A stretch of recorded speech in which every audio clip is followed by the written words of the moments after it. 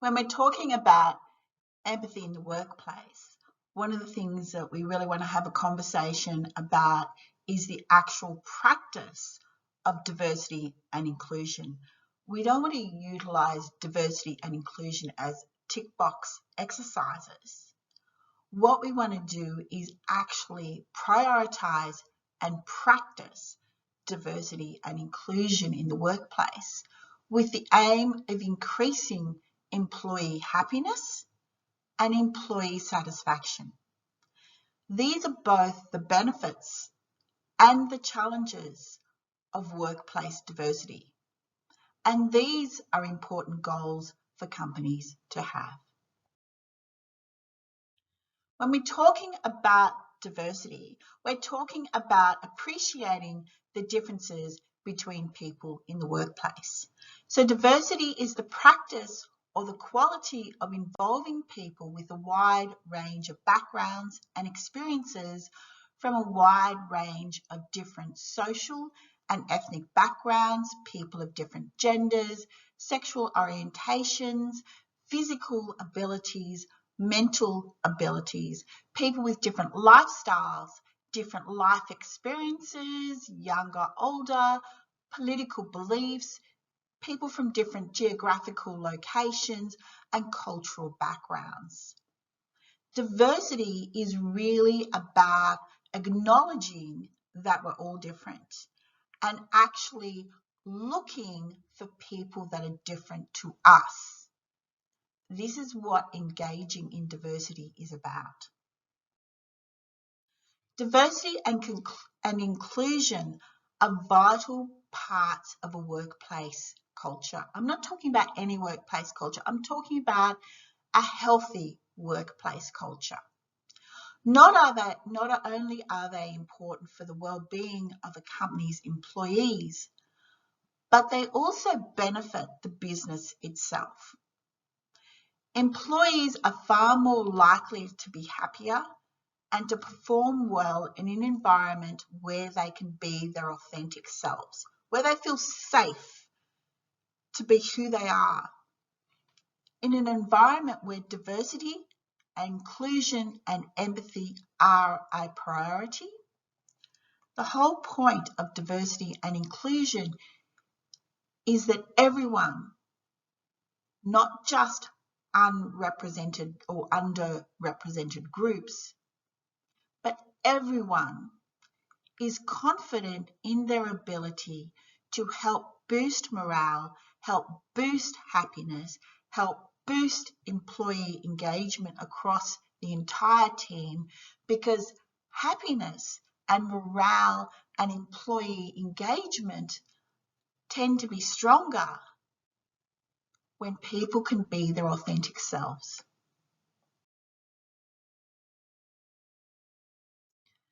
So whenever you're trying to make a decision, to practice empathy and to practice diversity and inclusion, you want to openly look for different perspectives and viewpoints to your own. You want to ask people, so people that are older than you, people that are younger than you, people that have had different experiences or different cultural backgrounds or have different opinions to you. Always seek different viewpoints. And when we practice empathy, it's about understanding these different viewpoints so that we can learn from them.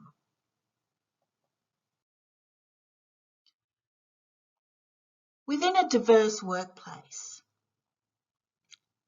there can be conflict.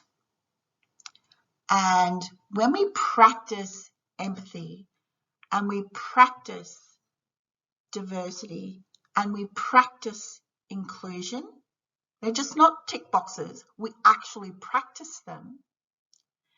This helps with conflict resolutions because employees can better understand each other's differences. They can see that we have different coping mechanisms, we have different ways of responding, different ways of thinking and feeling. And when we practice empathy and diversity and inclusion, This actually helps to reduce conflict, even between the most different team members. And often this practice of empathy and inclusion helps to unite people with a common purpose rather than divide them on the basis of being different.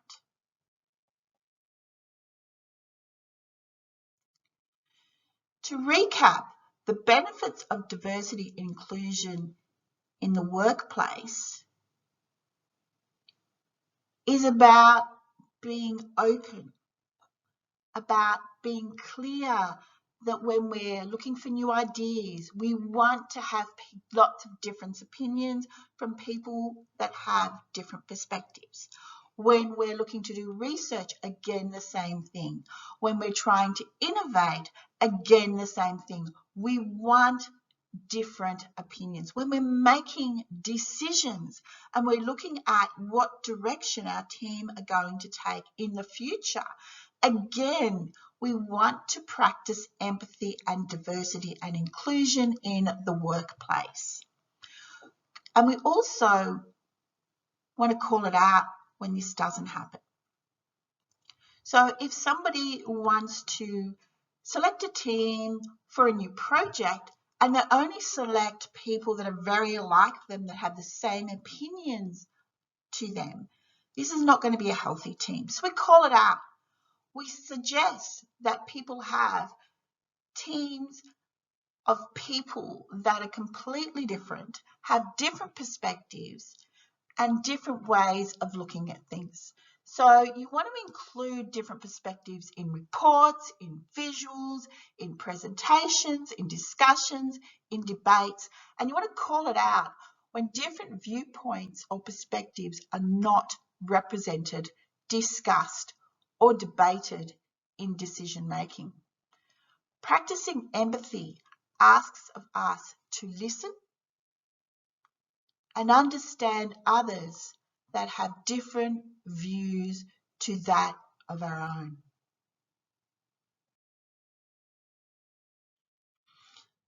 Always ask for alternative views.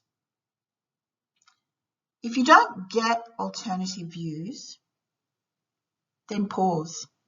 Defer the decision making if necessary until you can find people with different viewpoints, because it's only when we find people of different viewpoints that then we can analyze those different viewpoints and work out what is the best decision to make here, given those different aspects that we may not have considered previously. Through the practice of empathy and diversity, everyone in the team feels safe to say how they feel, to engage with others, and to feel that other people are hearing them. So often in the workplace, I've encountered people that have felt that they weren't being heard. They felt that they weren't being listened to. They felt that people weren't engaging with them. When we practice empathy and diversity and inclusion, people feel that they matter, and so does their perspective. And they feel heard, and they feel it's okay to have a different opinion, and it's okay to step it up and offer that opinion.